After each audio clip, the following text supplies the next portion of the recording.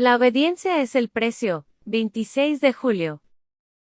Amarás al Señor tu Dios con todo tu corazón, y con toda tu alma y con todas tus fuerzas y con toda tu mente, y a tu prójimo como a ti mismo. La pregunta que el intérprete de la ley formuló a Cristo era de vital importancia. Los fariseos que lo habían incitado a hacer esta pregunta esperaban que el Señor Jesús la respondiera de tal manera que ellos encontraran algo en contra de él, algo por lo cual pudieran acusarlo y condenarlo ante el pueblo. El dominio propio de Cristo, la sabiduría y autoridad con la que hablaba era algo que no podían entender. Cuando el intérprete de la ley formuló esta pregunta, Cristo sabía que la sugerencia provenía de sus más acérrimos enemigos, los que estaban tendiendo una trampa para atraparlo en sus palabras. El Señor Jesús contestó la pregunta colocando la carga sobre el intérprete de la ley, de modo que respondiera su propia pregunta ante la multitud. ¿Qué está escrito en la ley? ¿Cómo lees?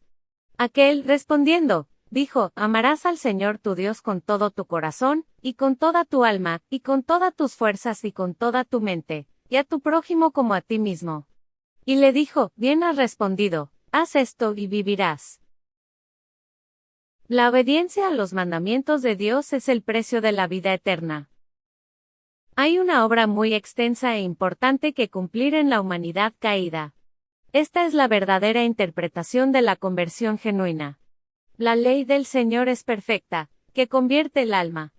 La respuesta a esta pregunta, según fue dada por el intérprete de la ley, comprende el deber total del hombre que está buscando la vida eterna.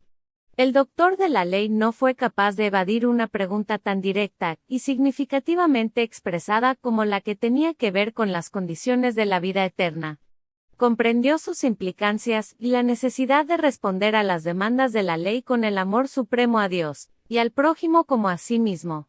Sabía que no había hecho ni una cosa ni la otra y la convicción de su negligencia en obedecer los primeros 4 mandamientos y los últimos 6, especificados claramente en las palabras de los oráculos santos de Dios, fue grabada por el Espíritu Santo en su corazón.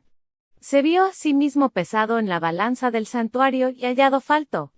No servía a Dios por encima de todo porque no lo había amado por encima de todo, con todo su corazón, con toda su alma, con todas sus fuerzas y con toda su mente. Decididamente carente de este requerimiento de la ley de Jehová, fracasó indiscutiblemente en amar a su prójimo como a sí mismo. Así, ante la multitud, él mismo presentó en concisas palabras las condiciones del Evangelio para que cada miembro de la familia humana, que está delante de Dios hoy, obtenga la vida eterna. Estas condiciones son invariables, sempiternas. Es menester sembrar las semillas del Evangelio. De la práctica de la verdad depende la salvación de cada alma humana. ¿Qué tiene que ver la paja con el trigo?